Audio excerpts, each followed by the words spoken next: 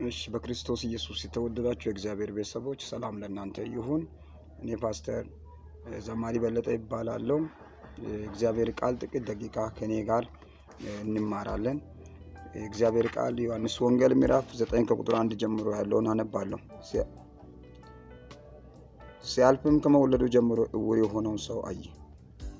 ደቀ መዛሙርቱም መምህር ሆይ ይህ ሰው እውር ሆኖ እንዲወለድ ኃጢአት የሰራው ማን ነው? እርሱ ወይስ ወላጆቹ ብሎ ጠየቁት። ኢየሱስም እንዲህ ብሎ መለሰ፣ የእግዚአብሔር ሥራ በእርሱ እንዲገለጥ ነው እንጂ እርሱ ወይም ወላጆቹ ኃጢአት አልሰሩ።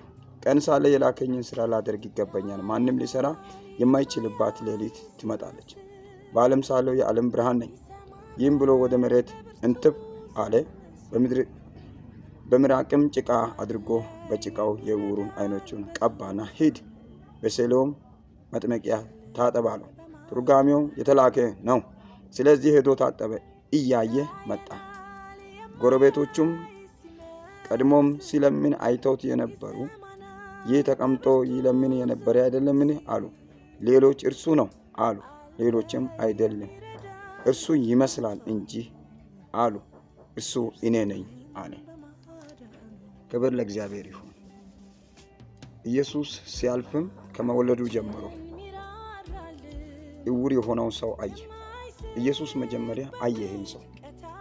በዛም ኢየሱስ ሊያልፍ ግድ አለ። ከመወለዱ ጀምሮ እውር ሆኖ የተወለደውን ሰው ኢየሱስ አየ እያለፈ። ደቀ መዛሙርቶችም ኢየሱስ ሲያይ አዩ። ኢየሱስ ሲያይ አይቶ እንደዚህ አሉ፣ ይህ ሰው እውር ሆኖ እንዲወለድ ኃጢአት የሰራው ማን ነው? ወደ ብሉይ ኪዳንም ሄዷል። የአባቶች ኃጢአት ወደ ልጆች እስከ 7ኛው ትውልድ እንደሚቀጥል በሙሴ ሕግ ሁሉ እያወቁ ናቸው። ግን ኢየሱስ ይሄንን እነሱ ሲናገሩ ማንም ኃጢአት ሰርቶ አይደለም፣ ማንም በሰራው ኃጢአት ምክንያት አይደለም፣ እሱም ኃጢአት ሰርቶ አይደለም። እናት አባት፣ ወላጆቹ፣ እህቶች፣ ወንድሞቹ በሰሩት ኃጢአት አይደለም። ይህ ሰው እንዲህ ሆኖ እንዲወለድ ያደረገው የእግዚአብሔር ሥራ በሱ ላይ ሊገለጥ ስለሆነ ኢየሱስ ይህንን በሚናገርበት ጊዜ ኢየሱስ የመጣው ጨለማ ውስጥ ላሉት ብርሃን ለመሆን ነው። ለእንደዚህ አይነቱ ነው የመጣው ኢየሱስ። ይህን ሰው እነሱ ፈርጇሉ በራሳቸው፣ ግን ኢየሱስ ይህንን እነሱ የተናገሩትን አልተቀበሉ። ነገሩ እንዲህ ሆኖ የሚቀጥል እንዳይመስል ከመወለዱ ጀምሮ የነበረው ነገር የተጣመመ የሚመስል ነገር ኢየሱስን እየጋበዘ ነው። ኢየሱስ እስከሚመጣ ድረስ ነው። ሰዎችን ብዙ ነገር ሊናገሩ ይችላሉ። ኢየሱስ እስከሚመጣ ድረስ ነው። ብዙ ቃላት ሊያወጡ ይችላሉ። ኢየሱስ እስከሚመጣ ድረስ ነው። ነገር ኢየሱስን እየጠራ ነው እንጂ እየጠፋ አይደለም፣ እየሞተ አይደለም። የእግዚአብሔር ክብር በነገሩ ሊገለጥ ነው እንጂ። ስለዚህ ይህንን ኢየሱስ ከተናገረ በኋላ በመሬት ላይ እንትፍ አለና ጭቃን አንስቶ ዓይኑን ቀባ። ሂድ በሲሎም መጥመቂያ ታጥበናል። ሰውየው ሄደ፣ ታጠበ፣ እያየ መጣ። ሰዎች ሁሉ ግራ እስከሚጋቡ ድረስ በሰው እየተመራ የነበረው ሰው ራሱ እየመራ መጣ። አምታቱ እሱ ነው፣ ተምታቷል፣ እሱ ነው አይደለም፣ ይመስላል እንጂ። የማን ሥራ ነው የተገለጠው? የኢየሱስ ሥራ ነው። የእግዚአብሔር ሥራ ነው በሱ ላይ የተገለጠው። በዚህ ቃል ምንድነው የምንማረው? የእግዚአብሔር ሥራ በእኛ ላይ ሊገለጥ እንጂ የእኛ ነገር እንደነበረ ሆኖ እንደዛው ሊቀጥል አይደለም።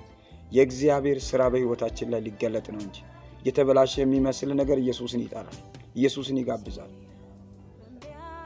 ብዙ ሰዎች ተስፋ የሚቆርጡት በቃ ነገር እንደዛ ሊቀጥል ነው የሚል ነው። በዛው አይቀጥልም። የእግዚአብሔር ክብር ሊገለጥ ነው። የእግዚአብሔር ሥራ ሊገለጥ ነው። ካለንበት ስፍራ የምንነሳበት ጊዜ አለ፣ የምንረሳበት ጊዜ አለ፣ ቦታ የምንቀይርበት ጊዜ አለ። የእግዚአብሔር ክብር በሕይወታችን ላይ ይገለጣል።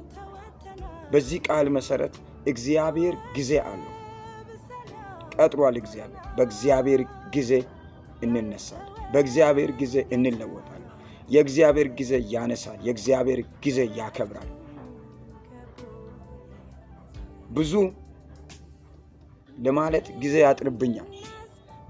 እግዚአብሔር ቢፈቅድ ሌላ ጊዜ ይቀጥላል። ነገራችሁን እንደዛው በነበረበት አይቀጥልም። የእግዚአብሔር ክብር ይገለጣል። የእግዚአብሔር ኃይል ይገለጣል። የኢየሱስ ጉልበት፣ የኢየሱስ ታምራት ይገለጣል።